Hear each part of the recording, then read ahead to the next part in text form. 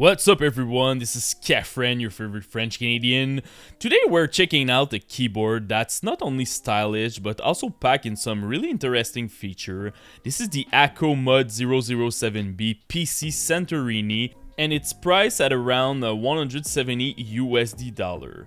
It's part of ACO World Tour series, and this Santorini model really stands out with its unique look and magnetic switch technology.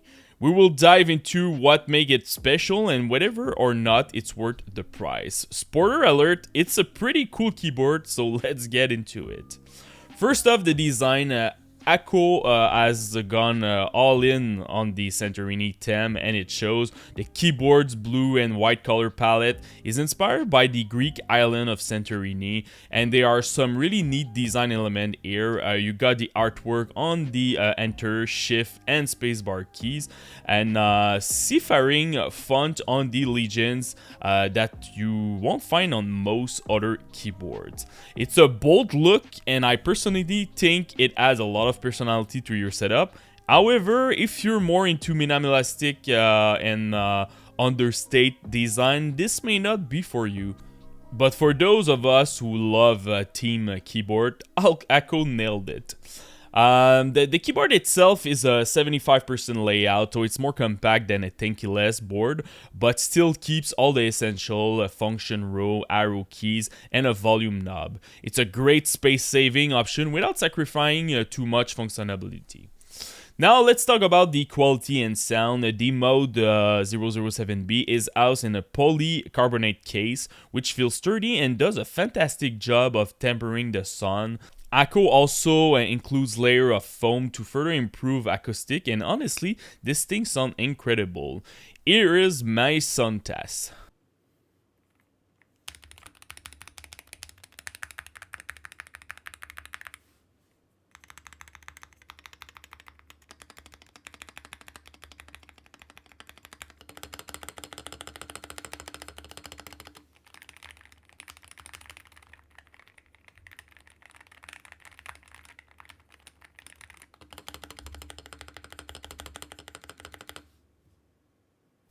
I've used quite a few magnetic switch keyboard, and this one stands out. The typing experience is deep, poppy, and incredibly satisfying. There's no spring ping or rattle, which is impressive at this price point. The keycaps are made of dye subliminate PBT, so they're durable and have a nice texture, though the Legion do look a bit fuzzy if you look closely. What really makes this keyboard interesting are the magnetic Hall effect switches. The model I've used use the Kale Sakura Pink switches, which are linear and have an actuation force of 50 grams. If you're familiar with Cherry MX Reds, they are similar but better in terms of sound and feel. The magnetic sensor in these switches allow for some impressive customization. You can adjust the actuation point for each key from as low as 0.2mm to as high as 3.8mm. You can even assign multiple actions to a single keystroke using the dynamic keystroke feature. For example, you could lightly press key to walk in a game and press harder to sprint, all on the same key. It's incredibly versatile. You also have the rapid trigger feature, is also a big game changer right now in the gaming. It allows the key to reset instantly as soon as you're releasing it, making the keyboard feel more responsive. This is especially useful for fast-paced game, FPS, but more on that in the gaming section. When it comes to gaming, I've spent some time playing with it on a variety of games. In Age of Mythology, the fast and responsive key press made managing unit and navigating the map feel really smooth. I like to use my arrow keys when I'm playing an RTS. Also, in Unshowdown, I found that adjusting the actuation point on my WASD is pretty amazing. It gives you more control over my movement, and also I'm using the rapid trigger to have more responsiveness. Now the keyboard doesn't have a snap tap feature like some of the Razer keyboard, and also Wooting has some similar feature.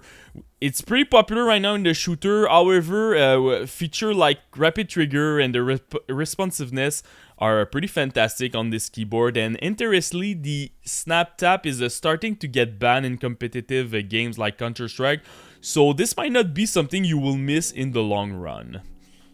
Now let's go see the software. For this keyboard, you really need to install the software. You don't have any browser-based one. So let's get into it. So for the software, as you can see, you have to download the software, and it's a software based on your computer. Weird part is that when I did my test, I can't log in and I can't share. For the past like 2 days. I'm not sure if it's an issue with my software or just their server, but it was not working for the login, or if you want to share your light profile setting and stuff like that. So let's go to the main. So first of all, in the remap section, you can remap all your key as you want, so no issue over there. In the DKS setting, you have the dynamic keystroke, so for the people who want to use that. Mod tap, toggle key, no issue over there. I think the mode that all the people want to use, it's the custom actuation, so you can select whatever keys as you can see and just customize it. So for an example, WASD, if you want like a specific actuation. In my case, I like to play at WASD at 0.4 millimeters, so you can do that over there. You just confirm over here. Also, you can activate your non-stop rapid trigger if you want. You can select the distance for the press and the release. In my case, I'm using 0.2 and 0.3. You also have a nice simulator over there that you can use if you just want to test your stuff. Also, you have some preset mode that you can use. So for example, if you want to play sensitive, if you want to play like comfort, so as you can see, the actuation will be affect also the mode that you're gonna use. So right now at all keys, it's using the 2mm actuation. If you're playing video games also, it's gonna activate your rapid trigger and you're gonna change your actuation. So that's pretty cool to have like some mode, and also you can do some custom one if you want. Also, a nice thing that I can talk about, it's the gamepad mapping. So you can like add some keys on your gamepad, and a bit like the Wooting, you can like simulate your gamepad on your keyboard. For the lightning, you have a couple of presets that you can use, so always on for sure, but if you want like some breadth, you just change it and automatically your keyboard will be changed. You can change also your brightness and stuff like that. So you have a couple of one that you can use. That's pretty cool. Also, you can do customs if you want. And the thing is, normally I think you can share it by light settings or even your macros. If you're a guy who's doing macros, normally it seems to have like some kind of database that you can just download from them, but it didn't work for me, so not too sure what's going on. I'm gonna contact them to ask him, but yeah, it's not working for me right now. So this is pretty much it. Looks very old school. I didn't have any issue with the keyboard itself, like crashes and stuff like that.